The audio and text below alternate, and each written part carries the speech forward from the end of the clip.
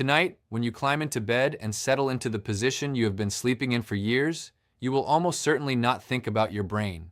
You will not think about blood flow. You will not think about what happens to the circulation in your carotid arteries during the 7 or 8 hours your body is at rest. Most people never do, and for most of their lives that inattention is harmless. But after 70, the cardiovascular and cerebrovascular changes that accumulate with age mean that the position your body spends a third of every day in is no longer a neutral choice. It is a physiological variable with real consequences for brain perfusion, for arterial pressure, and for the stroke risk that claims the independence and the lives of hundreds of thousands of older adults every single year in the United States alone.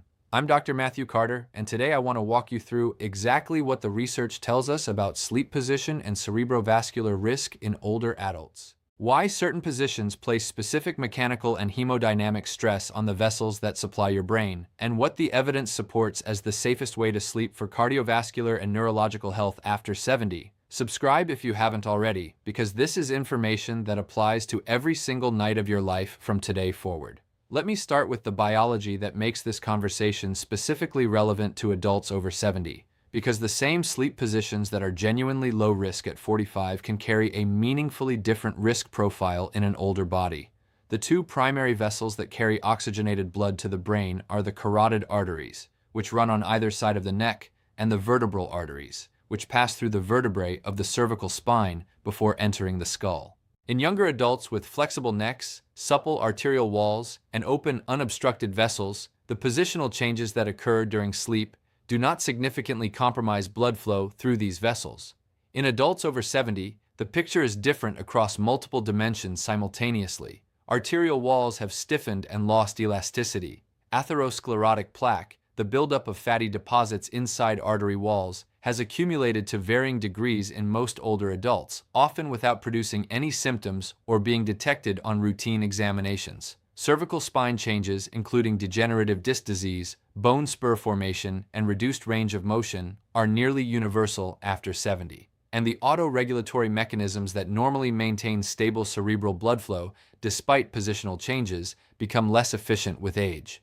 These changes create a physiological context in which sustained neck rotation, extreme neck flexion, and prolonged compression of one side of the neck during sleep can produce transient or cumulative reductions in cerebral blood flow that would be inconsequential in a younger person, but carry genuine significance in an older one. The sleeping position with the most consistently documented concern in the research literature on cerebrovascular risk is prolonged stomach sleeping, lying face down with the head forcibly rotated to one side in order to breathe.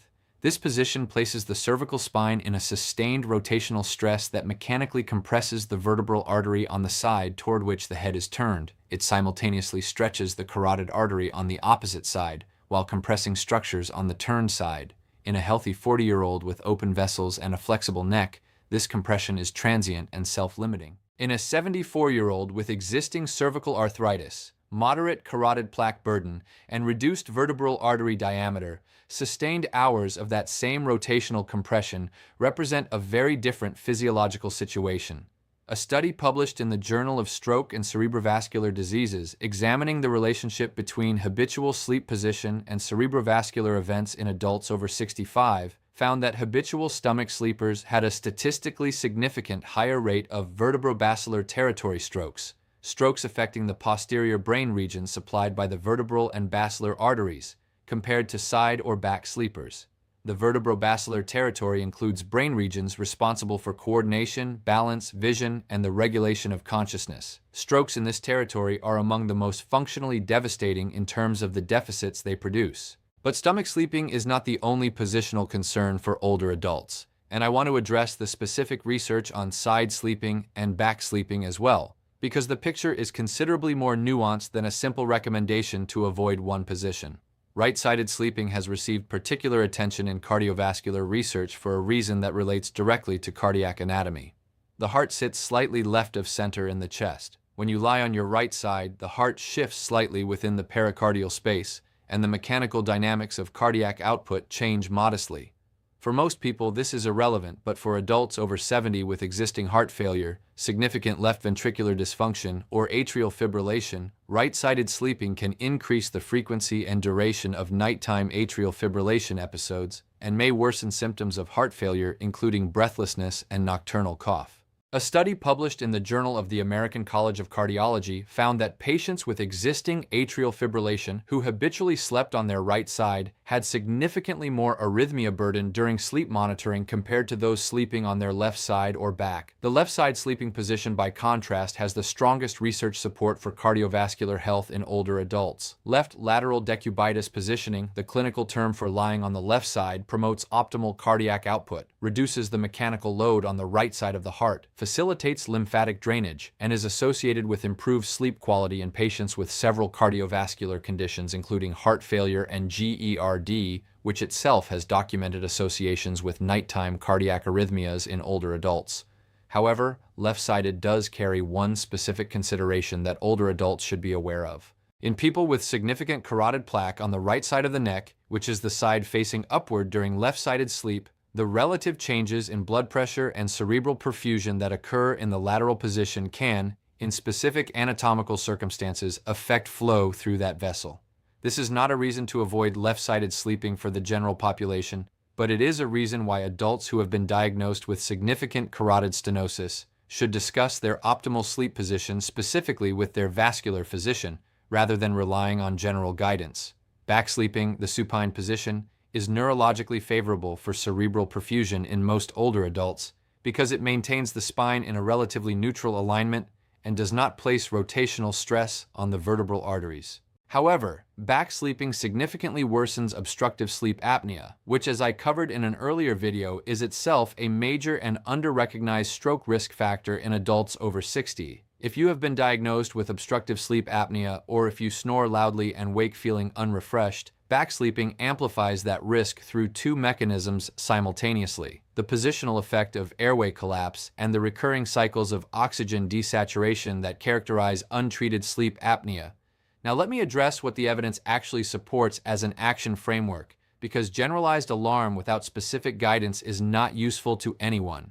First, if you are a habitual stomach sleeper and you are over 70, this is the sleep position change most strongly supported by the research as worth making. Transitioning away from stomach sleeping is not easy for people who have slept that way for decades. The proprioceptive comfort of a familiar position is deeply ingrained. The most evidence-based strategy for positional transition is the use of a full-length body pillow placed in front of the torso. When you reach for the familiar face-down position during the night, the pillow provides physical resistance and a sensory substitute that gradually retrains the positional preference over 2 to 4 weeks of consistent use. Most habitual stomach sleepers who commit to this transition report adapting within 3 to 6 weeks. Second, if you have a diagnosed cardiovascular condition, particularly atrial fibrillation, heart failure, or significant hypertension, discuss your specific optimal sleep position with your cardiologist at your next appointment.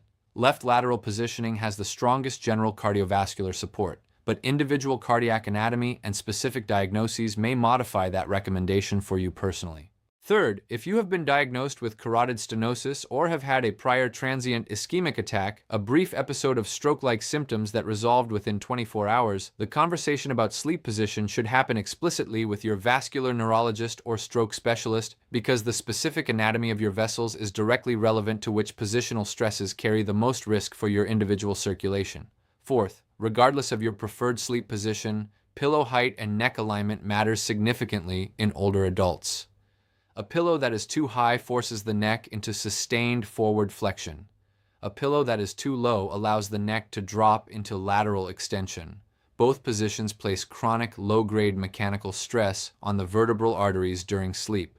The optimal pillow height keeps the cervical spine in a neutral position, a straight line from the base of the skull to the upper thoracic spine.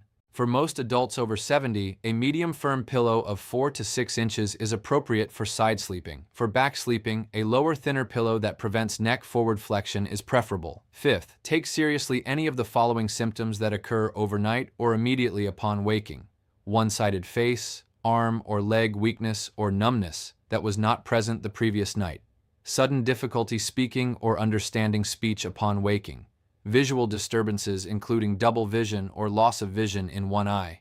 Sudden severe headache unlike any previous headache. Dizziness or loss of balance that is new or dramatically worse than baseline.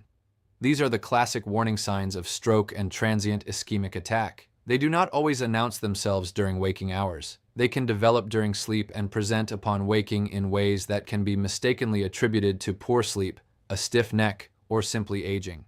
The stroke scale used by emergency physicians, sometimes communicated to the public as the acronym FAST, standing for face drooping, arm weakness, speech difficulty, and time to call emergency services, applies equally to symptoms that appear upon waking as it does to symptoms that develop during waking activity. Comment below with one of 3 responses. Comment changing tonight if you are a stomach sleeper who is going to make this adjustment starting this evening.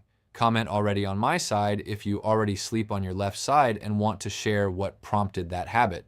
Or comment want more details if you want me to cover the specific research on sleep apnea and stroke risk together in a dedicated video, because those 2 topics intersect in ways that are critically important for adults over 70. I read every comment. If someone you love is a habitual stomach sleeper over 70, please share this video today. I'm Dr. Matthew Carter. Subscribe now. Next week, I'm covering the 3 specific ECG findings that primary care doctors most frequently overlook in older adults and what each one means for your long-term cardiac risk. Take good care of yourself. The position your body rests in tonight is something you can choose deliberately. Now you have the information to make that choice well.